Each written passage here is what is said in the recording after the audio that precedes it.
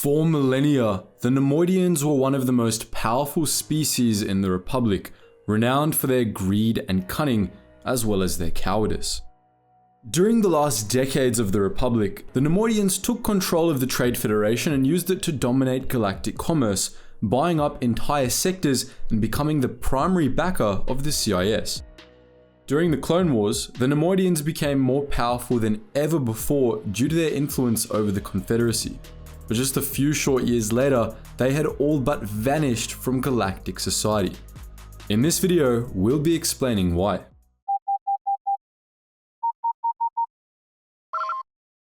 Attention, Sergeant on deck! At the start of the Separatist crisis, the Neimoidians were doing quite well for themselves. From their humid homeworld of Neimoidia, they ruled over a small region of space in the colony's region, with their purse worlds, among them Cato Neimoidia, Coro Neimoidia, and Deco Neimoidia, being some of the wealthiest planets in the galaxy. Many Neimoidians were great businessmen, and some of the galaxy's most powerful corporations were Neimoidian dominated. The most notable of these, of course, was the Trade Federation, which controlled shipping for a large swath of the Rim and outright owned many remote worlds. By that point, the Neimoidians had been on the rise for around 10,000 years. For a long stretch of Republic history, Neimoidian corporations had fought to control major sectors of the galactic economy, with a particular interest in controlling trade routes in the more remote parts of the galaxy. With the rise of the Trade Federation, the dreams of many Neimoidian business beings became reality. Formed 300 years before the start of the Clone Wars, the Trade Federation wasn't originally a Neimoidian company, though it was headquartered on Neimoidia and had a substantial Neimoidian faction from the beginning. As the years went on, however, Neimoidians had slowly taken over the company, culminating in Newt Gunray's rise to power in 32 BBY. Under Gunray, the Trade Federation became so wealthy that it could bankroll an entire galactic-scale government, which, incidentally, is exactly what it ended up doing.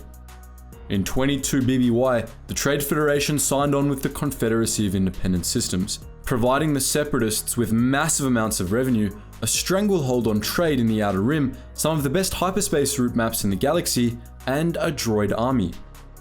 During the Clone Wars, many Neimoidians became powerful figures in the CIS due to the Trade Federation's influence, profiting off Count Dooku's war. Of course, this didn't make the Neimoidians all that popular in the Republic.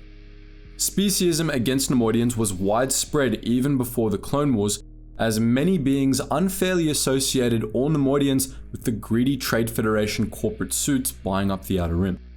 The war exacerbated this. Humanocentrist organizations like the Commission for Protection of the Republic, or COMPOR, became popular in the core by calling for the deportation of all Neimoidians from Loyalist worlds.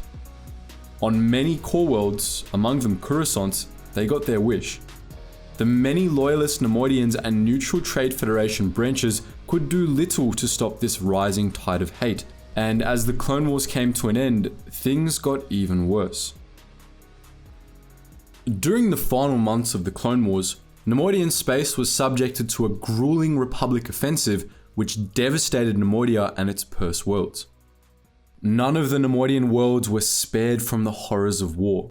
Entire Neimoidian cities were destroyed and the purse world's vaults were plundered by the soon-to-be Empire. But that was only the beginning. At the end of the Clone Wars, Neimoidian corporations and their assets were left at the mercy of the Empire. Acting Viceroy Centipeth Findos of the Trade Federation resisted the Empire for a hot second after the deaths of Newt Gunray and Rune Harko on Mustafar, but he caved within that same day. Within a month of the Empire's formation, the Trade Federation and many other Neimoidian companies were completely liquidated, and their executives were dead or in prison.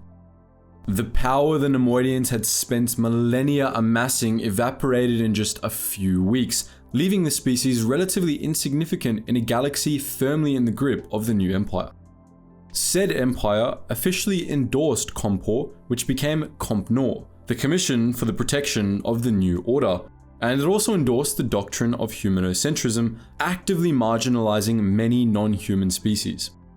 Neimoidians received some of the worst of Imperial speciesism due to their association with the Separatists, and they weren't allowed on many Imperial worlds. To make anti-Neimoidian speciesism worse, several highly contagious epidemics began on Neimoidia in the aftermath of the Clone Wars. Speciesists had accused the Neimoidians of being plague carriers for millennia, as Neimoidia was the planet of origin for such devastating diseases as brainworm rot type C, the Great Pandemic of Deshiba, and the intestinal revenge of Bars Barker. New outbreaks on Neimoidia in the Imperial period eventually led to the Empire quarantining the entire planet. But that still wasn't the worst the Neimoidians endured. That actually came during the Clone Wars, during the Battle of Neimoidia. You see, Neimoidians began life as grubs, spending years in the grub hatcheries back on Neimoidia before going off into the galaxy to do their own thing, hopefully never to return. The entire Neimoidian species was dependent on these grub hatcheries, which is why they so zealously guarded Neimoidia despite the fact that virtually all Neimoidians never wanted to see it again. Thus, when the Clone Wars came to Neimoidia, the Neimoidians fought tooth and nail to drive the Grand Army of the Republic away. But the Republic was playing for keeps on Neimoidia, fielding powerful prototype AT-ATs that overwhelmed the Neimoidian defenses. The Neimoidians were crushed. To add insult to injury, several major Neimoidian grub hatcheries were burned to the ground during the battle, likely a deliberate act of genocide. This caused a massive population crash for the Neimoidian species during the Age of the Empire, causing what little power the Neimoidians had retained to atrophy even further. With their people becoming endangered and most of what they had built now in ruins, Neimoidians during the reign of the Empire looked to the past for solutions to their problems, the distant past. Shortly after the Clone Wars, the influential Neimoidian writer Charles Hahn published the encyclical Historical Greatness, a history of the Neimoidian people that attempted to distance the species from the Trade Federation. It also reminded the Neimoidians of their origins, specifically that their species had evolved from Duro's colonists. 25,000 years before the rise of the Empire, Neimoidia had first been colonized by a group of Duro scouts seeking to expand the newly founded republic, of which Duro was a founding member. The conditions on Neimoidia were a lot different than what the Duros had evolved under, and over the millennia, the Neimoidian Duros diverged sharply from their Duro-born relatives. By 15,000 BBY, they had diverged so much to be considered a different species, namely the Neimoidians. Unlike the Neimoidians, the Duros had largely supported the Republic during the Clone Wars, and though the Empire persecuted and marginalized them like most alien species, the Duros didn't have it nearly as bad as the Neimoidians. Furthermore, while Neimoidians had a reputation for being greedy cowards, the Duros were known as a proud race of explorers respected across most of the galaxy. For many Neimoidians, the path forward was obvious. They would simply attempt to pass themselves off as Duros. Some would claim to be Duros if questioned, while others went the full 9 yards, doing their best to look more like Duros and taking on Duros culture. This became so widespread that Neimoidian culture actually began to reverse course and move back toward Duros culture, a shift that ultimately outlasted the Empire and its specious policies. The Duros, for their part, weren't very happy about this. They didn't care for the Neimoidians and hated being mixed up with them.